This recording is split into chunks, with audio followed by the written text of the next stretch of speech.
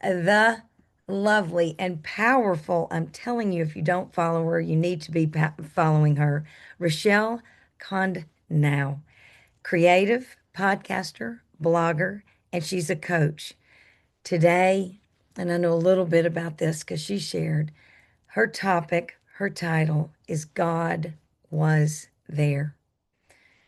Her reflective scripture, for we know that God causes all things to work for good to those who love him and are called according to his purpose. That's Romans 8:28. She also, and I love this book, her reference today on books, Mere Christianity by C.S. Lewis. Very powerful book. You know, C.S. Lewis would appreciate you so much, Rochelle. And her word for the year has been abide. And next year, coming up in 2026, her word is awe. I mean, welcome, Rochelle. Wow, Carol, it's an absolute privilege to be here, and I so appreciate all of the speakers and everything that they've shared. It's been very inspiring. It's really touched my heart, and there are so many facets to surrender, which is what I'm understanding now with this summit that you put together, all of the many things that can fall under surrender and how important it is to to us in our faith, in our walk, in the way that we show up in our lives. So thank you for all of this. Well, I'll just dive right into my story and you can chime in whenever you like and ask Yes. questions or what have you. So 92 days, that's how I'll start my story of surrender. We had 92 days with our infant son. That was actually more than we expected. When I was 5 months pregnant, we had a sonogram that revealed that our son had a heart defect, a lethal heart defect, and was not expected to live past birth. So this was a time of, oh my gosh, I mean, talk about surrender. And I can't really explain how or why my husband and I had the same response, which was, okay, okay, yes, okay. And the hands open and we released the outcome. And it turned out that we actually had more than the time that we anticipated, which was that we would birth him and say goodbye to him right away. But we actually got to have 92 days. And so my surrender is, and I like how your last speaker tied three things with surrender. And so my surrender would be trust, patience, and waiting. Mm. So my husband and I did have the same attitude. We're not really sure why. We often look back and think, well, why did we respond that way? And we're not exactly sure why. I can't explain it. But of course, we were heartbroken. This is not something we would have signed up for. We would not have volunteered for this. And yet we understood that God was there, that He was there through the whole thing for every tear, every moment of grief, every moment God was there. So during that time, I found, as we find verses when we need them, the Romans 8:28 verse, for we know that God causes all things to work together for good to those who love him and to those who are called according to his purpose. Now, it doesn't say except when Ron and Rochelle lose their infant son, or except when Carol goes through her hard thing. It doesn't say except, it says all. And only God can mean all. And so I had to trust that when God said all, he meant it. Mm. And that was a very, very powerful lesson. It was very deeply humbling. So as the story goes on, the other verse that came to me was, may the God of hope fill you with all joy and peace as you trust in him. So Mm. there we go back to that trust piece that is so critical. I was releasing what I thought would be, I was releasing a dream of having a child with my husband. We're a blended family. I was releasing all of that to him. What was it going to look like? I did not know. Well, it sounded good to have some joy and peace as we trust in him. And that is exactly what we did. God allowed this thing to happen. He did not cause it to happen, and that's my opinion. We live in a broken world. Things happen. He knows about them. He's not surprised. He understands that these things are going to happen, and he will work them for good. Not that the thing itself was good, it was not good. There was nothing good about it, but he would work it for good. And I have two examples of how, and I really could give an entire talk on just this topic alone, all of the many good things that God caused to work out of this very heartbreaking situation. The first one is we had neighbors. We were new to the neighborhood. And after they learned our son had died, they gave us a sympathy card and had tickets to a children's production of, kids up on the stage and all that. So we took the rest of our kids, our blended family. And my son turned to me and said, Mom, I want to do that. And I went, oh, okay. So this trajectory of his life now took this completely different turn where he got involved with his organization. He ended up being a performer. He's still a performer today. He met lifelong friends. He built character. I mean, just that one story alone was absolutely incredible. Could God have done it another way? Of course, he could have done it another way, but that's not how he did it. He did it this way with the tickets. And my son's saying, I want to do that, and how it has completely changed the trajectory of his life. Another example. So our son died. Now he was here for Christmas, which was very sweet.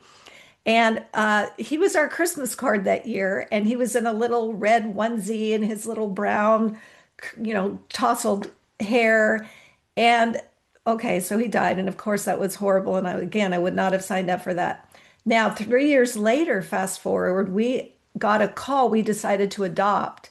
And we got a call that there was a baby girl available for us, born on my husband's birthday, which is like unbelievable.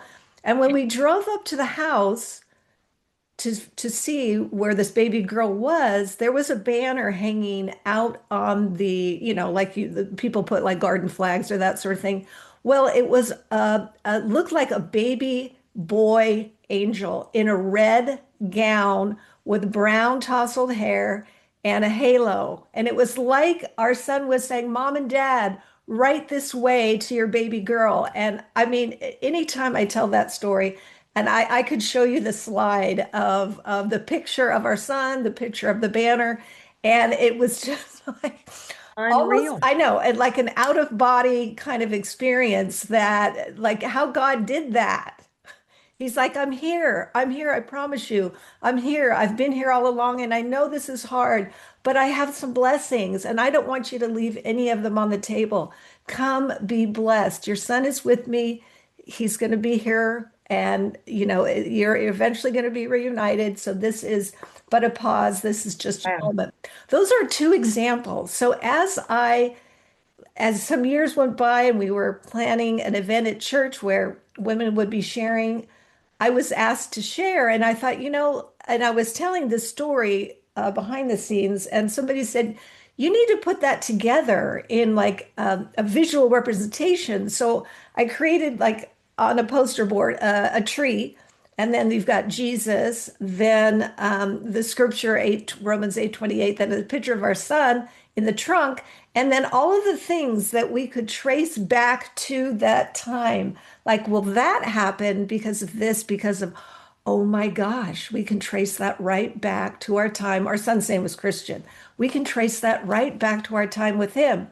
And the fruit is staggering. I mean, I need a whole nother tree just to be able to really do justice to how God worked it for good. And it absolutely is amazing. So a couple things I want to say about surrender.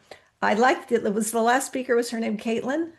Yes. Yeah, I like how she tied her three together. And for me, again, like I said, a surrender of trusting what is coming in the future. I don't know. I don't even know what's going to happen in the next hour, So trusting that being able to trust, being able to wait, being able to be patient has been a process. So I want to share this quote with you that I think is really powerful, and it's by Alan Redpath. I'm going to my theater background here. I'm gonna give it some gravitas here.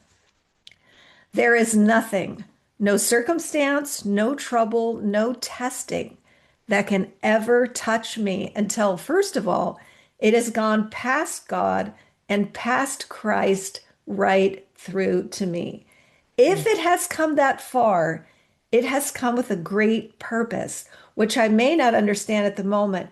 But as I refuse to become panicky, as I lift up my eyes to Him and accept it as coming from the throne of God for some great purpose of blessing to my own heart, no sorrow will ever disturb me. No trial will ever disarm me.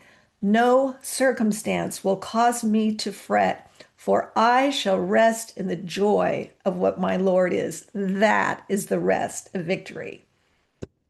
I love that quote. I love that quote. You were kind enough to send that. Yes, and so it's God allows a lot of things. They're not surprises to him. None of this is a surprise, but he will work it for good because that's who he is.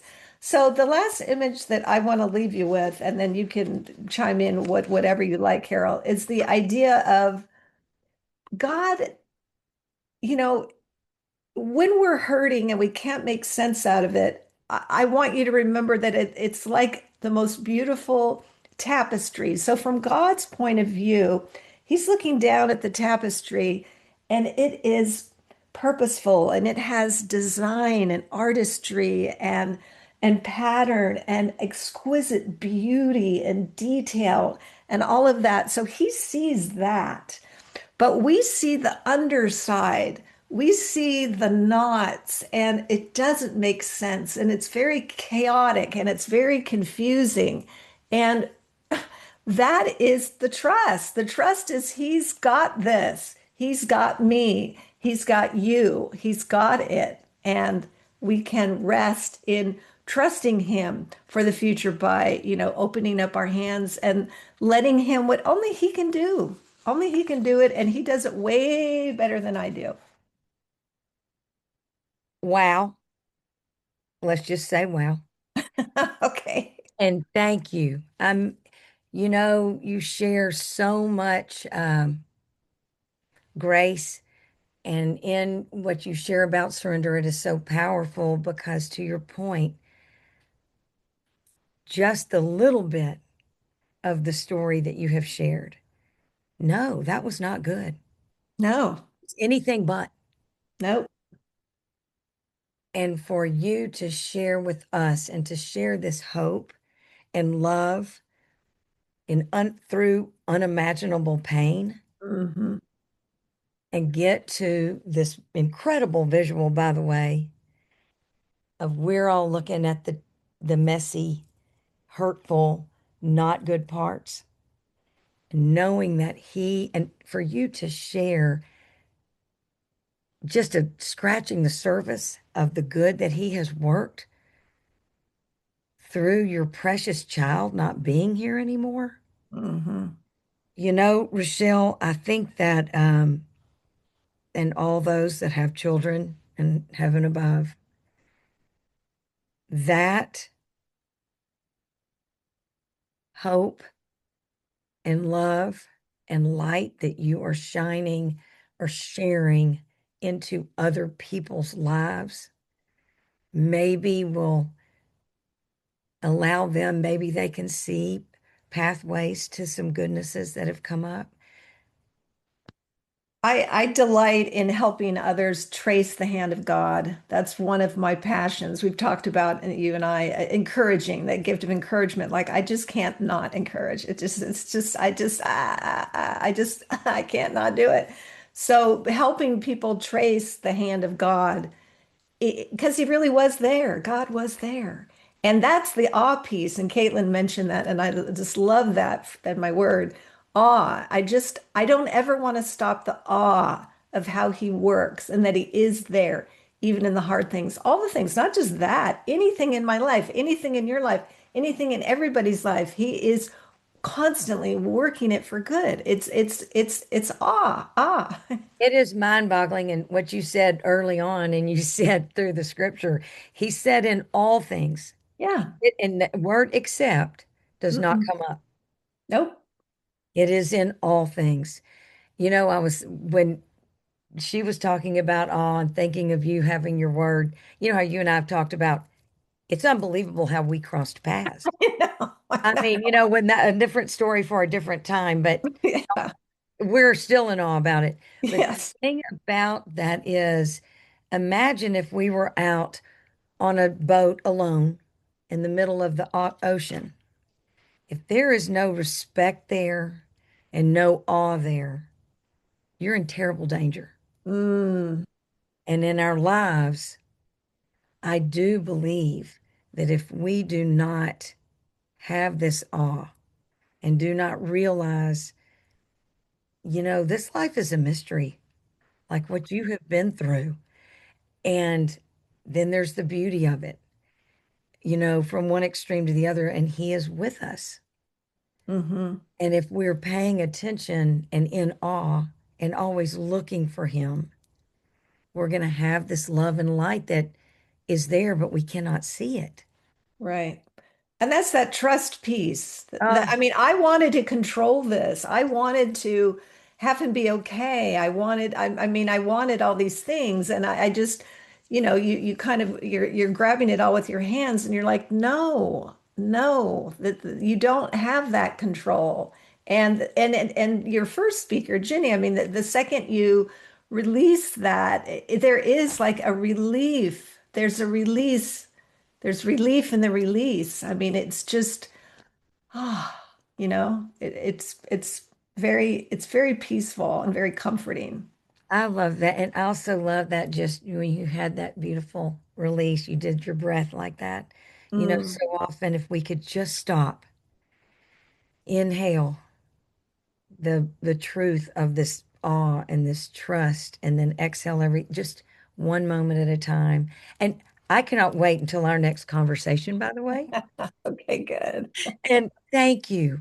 I know the audience appreciates you so much, all the ways to follow along and learn more and, you know, trust in being yourselves, you precious children of God. All the ways to follow Rechelle are being shared, and I know that you're going to want to do so. Rechelle, thank you. Thank you, Carol. Wow, just what a blessing this has been and what a divine appointment for us all. Thank you.